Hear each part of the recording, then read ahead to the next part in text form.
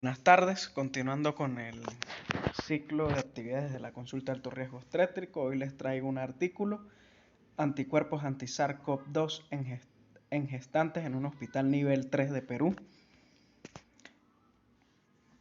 La pandemia por el coronavirus o beta coronavirus SARS-CoV-2 ha tenido un impacto realmente alarmante y dramático en todos los niveles y en todos los sistemas de salud, no solamente de países subdesarrollados o países pobres, sino también países con alto ingresos económicos y con sistemas de salud bien consolidados, y ha demostrado que ningún sistema de salud a nivel mundial está preparado para este tipo de eventos, como esta pandemia que tiene una mortalidad cercana, en algunos casos hasta del 5% de los pacientes infectados.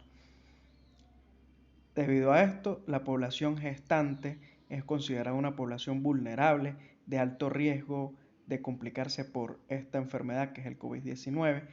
El gol estándar a nivel mundial para el diagnóstico de esta enfermedad es la PCR-RT.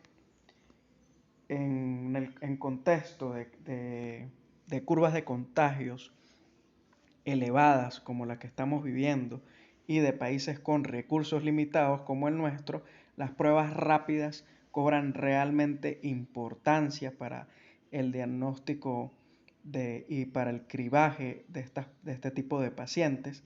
Y el objetivo de esta investigación fue determinar la prevalencia y las características clínico-epidemiológicas de las gestantes con anticuerpos anti-SARS-CoV-2.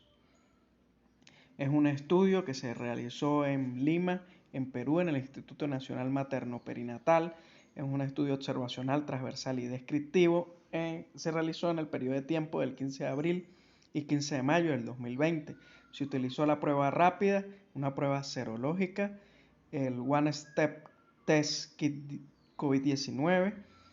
Cuenta con la certificación y autorización de la Comunidad Europea, y ella determina los anticuerpos IgG e IgM con una sensibilidad del 97% y una especificidad del 100%. Los criterios de inclusión fueron todas las pacientes que ingresaron a hospitalización por indicación médica. Se le debe haber realizado la prueba al momento del ingreso, se le realizó una prueba rápida serológica y que esa paciente tenga el resultado de esa prueba. Los criterios de exclusión fueron pacientes que no contaban con o que contaban con un subregistro en el historial médico para las variables de estudio que ya vamos a definir, o que simplemente no contaban con el resultado de la prueba serológica. Entre las variables del estudio encontramos la edad materna, la edad gestacional, el número de gestas, el resultado de la prueba rápida, el control prenatal, el nivel educativo, los síntomas respiratorios, complicaciones durante el embarazo y la vía de finalización del embarazo. Se utilizó un método de estadístico descriptivo para el análisis de los resultados, y el procesamiento de los datos y la gráfica fue realizado en el software estadístico R versión 4.0.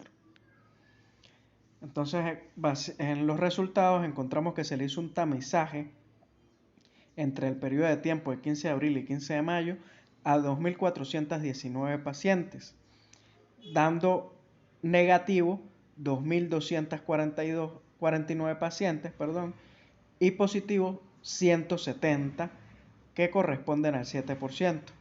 En la respuesta positiva, el tipo de anticuerpos que predominó fue la IgG y la IgM, con 134 pacientes que responden al 78.8%, y quiere decir que esta paciente estaba en una fase aguda de la enfermedad.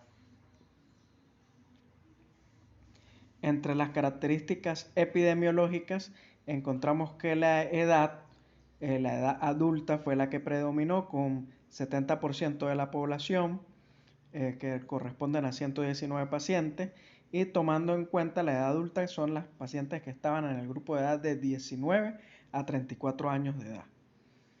Y corresponde estos datos a que la enfermedad, como característica en pacientes no gestantes, también afecta en mayor rango a la edad adulta, y se correlaciona con este resultado. En la edad gestacional se determinó que 152 pacientes estaban en el tercer trimestre. Esto puede ser explicado que a medida que el embarazo va llegando al término, se va estrechando el control y la paciente acude a su consulta con más regularidad y con más fundamento a medida que el embarazo va llegando a las 38, 39 semanas de gestación. En control prenatal, pacientes con menos de 6 controles prenatales se consideró como no adecuado, y en este grupo había 140 pacientes, que corresponde al 82% de la población. En la paridad realmente no hubo algo significante. Habían pacientes primíparas y multíparas 62, correspondiendo a 36% a cada grupo de edad. No fue realmente significativo o que se correlacionara con la enfermedad la paridad. El estado civil, las pacientes en unión estable representaron el 80%. El nivel de educación secundaria fue el 84% de las pacientes, y la ocupación ama de casa, 154 pacientes, que correspondían al 90% de, de la población. No hubo en estas características clínico-epidemiológicas, no hubo realmente correlación con la enfermedad. Si por alguna de estas variables dependían del positivo o negativo, no hubo relación.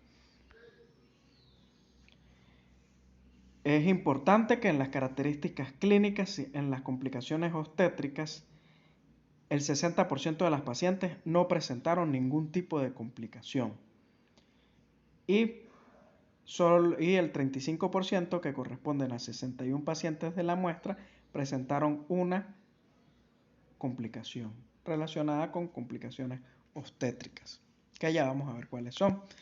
Entre las complicaciones obstétricas que más predominaron fue la rotura prematura de membranas ovulares, con un 11.8%, que corresponde a 20 pacientes, y la preeclampsia, con 11 pacientes, que corresponde al 6.5%, que sí está, o hay estudios también que respaldan este tipo de complicaciones en pacientes positivas para SARS-CoV-2.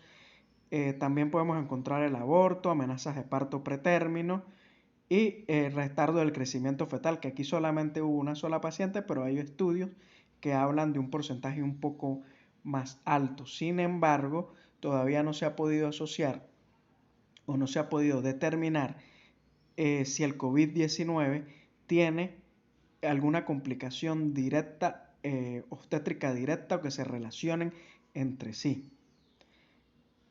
Sin embargo, la preeclampsia y la rotura prematura de membranas siempre están presentes en las complicaciones obstétricas cuando las pacientes están positivas para infección por SARS-CoV-2 o cuando se presenta la enfermedad, que es el COVID-19. Esto es realmente importante, incluso en el contexto que estamos viviendo en este momento, que tenemos una curva de ascenso acelerada de los contagios y que estamos en el pico de la segunda oleada de la pandemia, que incluso ha llegado a saturar el hospital nuevamente. Fíjense que las pacientes asintomáticas corresponden a 152 de 170. 89% de la población tamizada fue asintomática. Solamente 18 pacientes de la muestra presentaron algún síntoma respiratorio.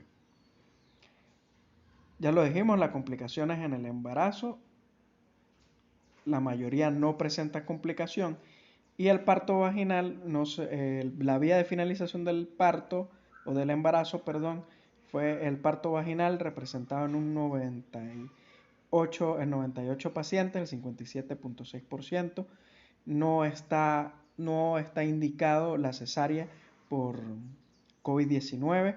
al menos que las condiciones maternas o fetales estén alteradas y tenga un criterio de vía de finalización vía alta por indicaciones obstétricas habituales también. Sin embargo, vuelvo a recalcar, 152 pacientes eran asintomáticas.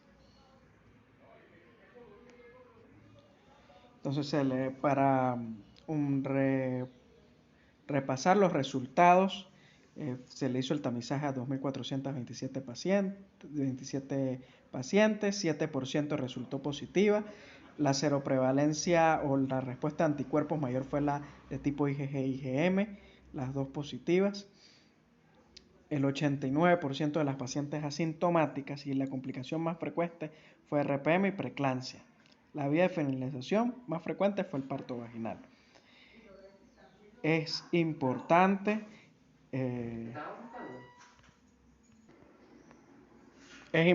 este dato, ya que también hay estudios como el que se hizo en el Hospital Presbiteriano en Nueva York, donde se tamizaron a todas las pacientes que ingresaron a hospitalización, y también concuerdan que hay un 88 a 90% de pacientes asintomáticas. Nosotros pues en la emergencia manejamos gran cantidad de pacientes y no se realiza tamizaje ni pruebas de screening para determinar si las pacientes son asintomáticas, y este tipo de pacientes pues debe aislarse, debe reforzarse las medidas de bioseguridad y para no propagar la infección con pacientes obstétricas que no estén positivas para infección por SARS-CoV-2, y recordando también la vía de transmisión que mantiene la curva en ascenso, la parte más importante son este tipo de pacientes que no presentan ningún síntoma y son los que contagian a los demás.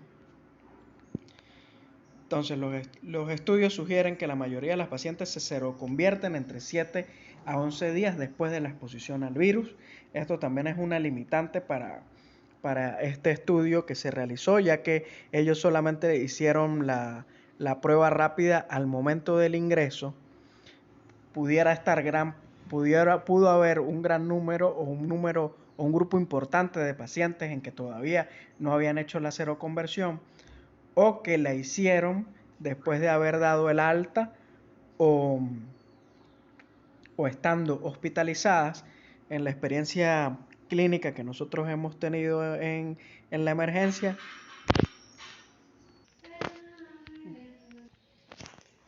hemos tenido pacientes que ingresan complicadas por X o Y patología y tienen muchos días de hospitalización y pasa a ser manejo de unidad de cuidados intensivos.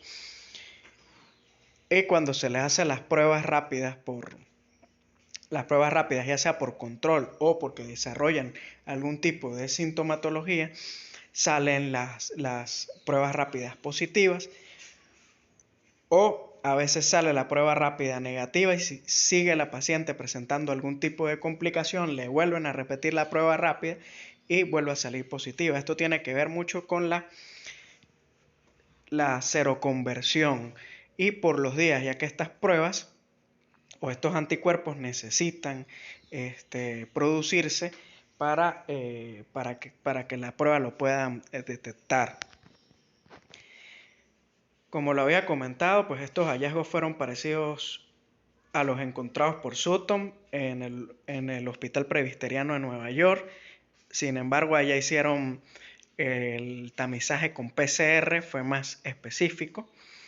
Estos resultados apoyan a que se haga un tamizaje a toda gestante que ingresa a hospitalización, sobre todo en el contexto de que cuando estemos en el pico de la curva de contagio, que hay un incremento acelerado de los casos, para tomar las conductas adecuadas con estas pacientes.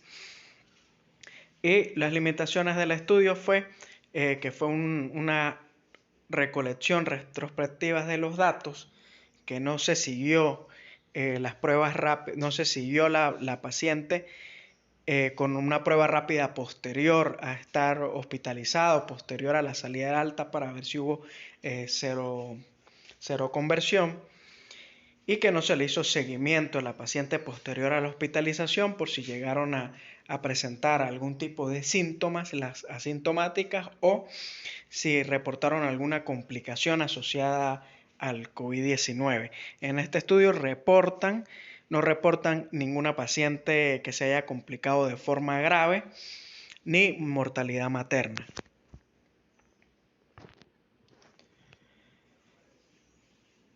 Se debe realizar un screening a estas pacientes en el contexto que ya mencioné para minimizar la exposición al personal y a otras pacientes obstétricas. La mayoría de estas pacientes no demostraron signos clínicos graves de infección por SARS-CoV-2, aún habiendo que la literatura describe que la población gestante es una población de alto riesgo y que tiene predisposición a que la presentación clínica sea de forma grave, y la complicación obstétrica más frecuente presentada y que sí está en correlación con otros estudios de este tipo fue rotura prematura de membranas. Sin embargo, tampoco